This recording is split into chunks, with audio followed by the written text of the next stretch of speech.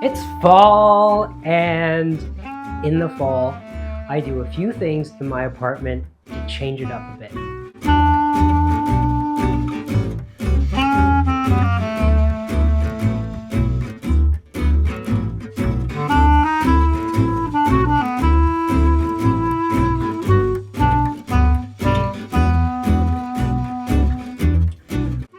The end of the summer is often a bit sad for me because it means the end of jumping into the ocean in Rhode Island. It means the end of walking through the grass barefoot, of riding my bike late at night along the West Side Highway, and if it's really hot, just taking my shirt off because no one else is around. But with the coming of the cooler weather, there is something that I do look forward to, and that's creating a really cozy environment in my apartment. Today I want to share with you 4 things that I do every year that make me excited about the fall. The first thing is bedding. My apartment isn't very big, so when I'm walking around, I see the same thing over and over and over again. And in my bedroom, the main thing that sort of draws my focus when I'm in here is the bed. The bed sets the tone for me, and I use that. I leverage that to embrace whatever time of year it is and the feeling of that season.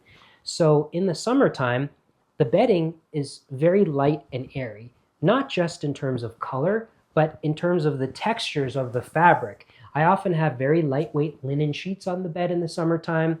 They're light colors, blues and whites, yellows. And then in the fall, I really look forward to changing it drastically.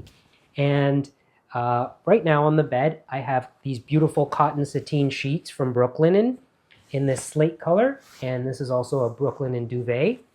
And underneath, I have this. So in every season, whenever I'm making my bed up, I have my sheets, but I always have a coverlet on the bed.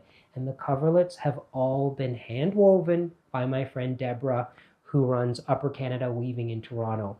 And this coverlet is the very first coverlet Deborah wove for me. When did she weave this? She wove this, I think, in 2008 or 2009. And this was a copy of a coverlet that we actually had at Pioneer Village, at Black Creek Pioneer Village. It was on one of the beds. Deborah also worked with me at Pioneer Village. And one of the things that I love about these coverlets are the names of the patterns. They're so romantic and nostalgic, and the name of this coverlet is 9 Roses for Miss Annie, because the original pattern has 9 of these red flowers or roses, but the pattern of the one that we had at Pioneer Village had 16. So Deborah copied it exactly, and she's kind of redubbed it 16 Roses for Mr. Rajiv. So when I'm making my bed up in the morning, that's not lost on me. Even sometimes when I'm making the bed, I actually say out loud, 9 Roses for Miss Annie.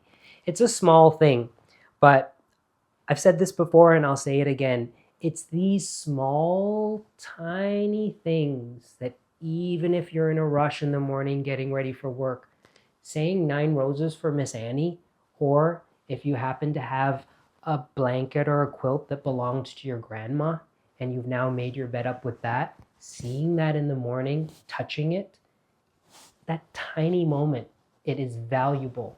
And it will stay with you for the rest of the day. When you're running around the city or when you're at your desk and you're trying to meet a deadline, the fact that you came into contact with something that was meaningful, it's like making a little deposit into a bank account. And that's how I feel about these coverlets. I love them so much, and changing them revives the feeling of this bedroom. So the bed, changing the bed up for the fall, this is how it's going to be made, and this is how it's going to stay until probably about December, when I will change the sheets and I will put on flannel sheets, which are thicker and even warmer, and I will change the coverlet to the pattern that's called Keep Me Warm One Night. So romantic for someone who sleeps alone in their single bed. Okay, the next thing that I do, and this is a bit of a luxury, which I have indulged in because I have a storage locker, is I change the rug. So I just do this because I actually have different rugs that I've collected over the years, and it just it's like just changing the scene. So this rug is the rug that I've had in here all summer. I fold this up, I put it in the basket on the back of my bike, I take it to the storage locker, and then I bring another one here. But last week when I was in Rhode Island, my friend Eve showed me a couple rugs she had found at a yard sale, and I loved them. So I brought them here to New York. I washed one in the tub. It was so much work. I used the technique that Kim Reed, a rug dealer from the Brimfield Antique Show, she described how she does it. So I did that. I put it in the tub. I soaked it. I changed the water about 10 times. And then I put it on the fire escape because it's been very warm and sunny here in New York. And I let it dry with the bottom side up, and it looks like a different rug. So this is the first time this rug is going to be laid out in this room. Admittedly, I do need an underpad for it, which I have to order. So that's on the to-do list, but just so you can get an idea of what it looks like.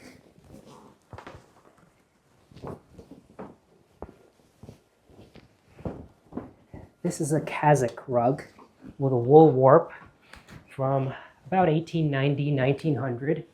The great thing about a rug like this is that you can sometimes find stuff like this at a thrift store or at a yard sale, like my friend Eve did. And when the price is so low, it's kind of hard to resist buying it. I was really willing to do the work myself and save the cost of having it professionally cleaned.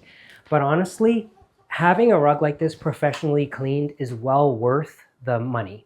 If you get a rug for a steal and you don't want to put yourself through the very physical task of trying to clean it yourself, or you're scared, because you should be scared about trying to clean a rug like this, you can damage it, send it out, have it professionally cleaned, and then you know that your kids can roll around on it and put their faces on it and it's clean.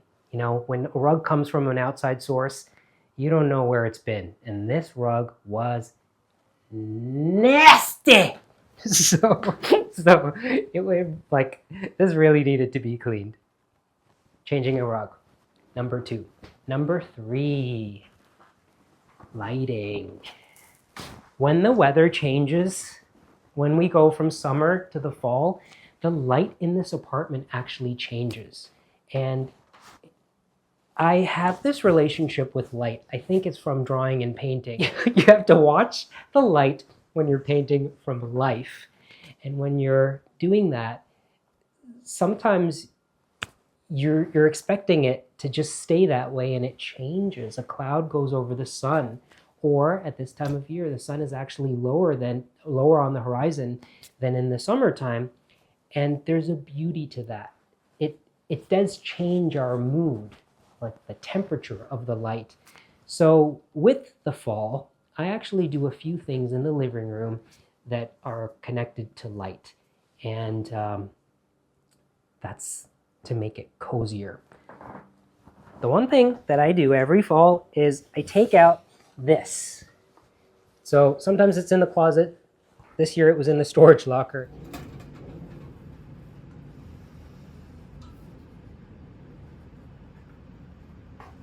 This is a pierced tin lamp that my friend Lizzie made, and it's made out of an olive oil container that she scrapes down and pierces entirely by hand. It's a lot of work, but it's well worth the effort, because this thing, it's like a recycled olive oil container. Every night in the fall, when the sun goes down and when I'm here in the living room, I turn it on. And it really comes to life at night.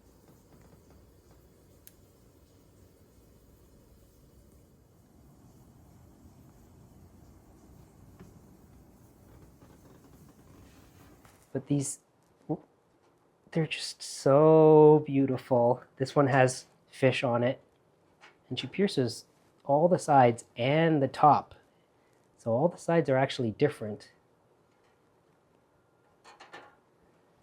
And if anyone wants one of these lamps, good luck to you, because she sells them out very quickly, and she can't keep up with the demand. But if you're interested, you can find her lamps for sale on Instagram, and the handle is Pierced Tin Lamps. I'll put that in the description of the video so that you have that. But Lizzie's Pierced Tin Lamp, I've had this one for about 6 years, and it just changes the whole mood of the living room when that is lit up at night.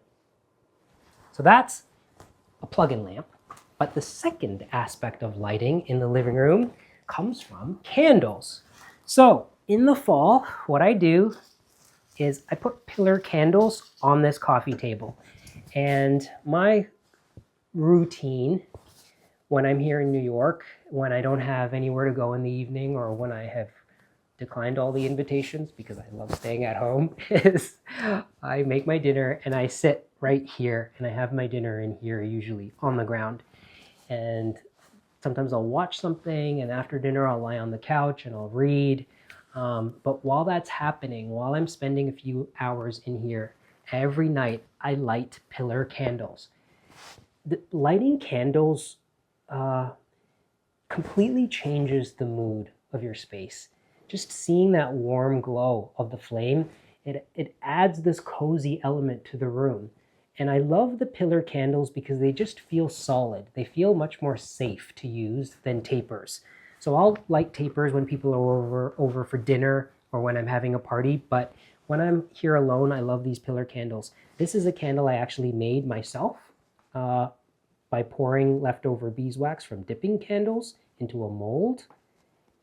But I also love to buy pure beeswax candles when I find them, because you don't often find 100% pure beeswax candles that are made here in the States. So when I'm out and about and I'm shopping, I found these in New Preston last week. I picked them up and then I really use them. Beeswax is expensive. So a candle like this is often it's often worth its cost, because I buy beeswax bulk to make candles, and I know that it's pricey. The cost of the wax to make this candle is very close to the cost of this candle. So I put them on the table or a tray, but I also really like to use these. These are like offering dishes. I think they're Thai. They're old. They're porcelain glazed with cobalt, decorated with cobalt decoration, glazed in a celadon glaze. So this is what I actually do. I put the short one in here, and I have the tall one there, and then I put them on the table like that. I like them at night. It's the living room.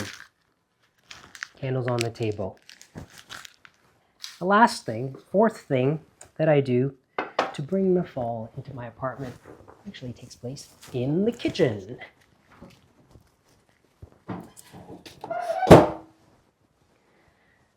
I love my kitchen so much. And in here, in the fall, I cook in here almost every night when I'm here in New York. And I use all of the things around me while I'm cooking. The dishes are in the cupboard, the pots and pans are hanging up on the wall. And one of the things that I do in the fall is I take herbs, often that I've collected from my friends' gardens in Connecticut or in Rhode Island, or if I'm at the farmer's market here in New York, I go to the Union Square Farmers Market, I'll buy bunches of herbs and I tie them up with nice linen or cotton string, and I hang them on these peg rails or up here, right on the pot rack. And hanging up herbs that I actually use, like here's some thyme, there's oregano over here. The first week that these herbs are hung up in the kitchen, the whole place smells different, and it's a lovely smell. So this embracing fall for me is not just visual, but I love like embracing the different senses to bring the fall in, including scent. The other thing that I do, I don't just hang up herbs. Every year in July, August, I order one of these garlic braids. This is from Blue Quail. bluequail.com, I think, or they're also called McFadden Family Farms, and it's a farm in California that grows this garlic and braids the garlic themselves, and they ship it out once a year. So I order a garlic braid, and then I start using the garlic from the bottom up, and by the end of the winter, I've usually used up all the garlic. It usually lasts till like April, May, and then the garlic starts to go off, or I've used most of it up. Those are my 4 fall traditions for bringing the colder weather, embracing the colder weather by cozying up my apartment. Thank you for watching.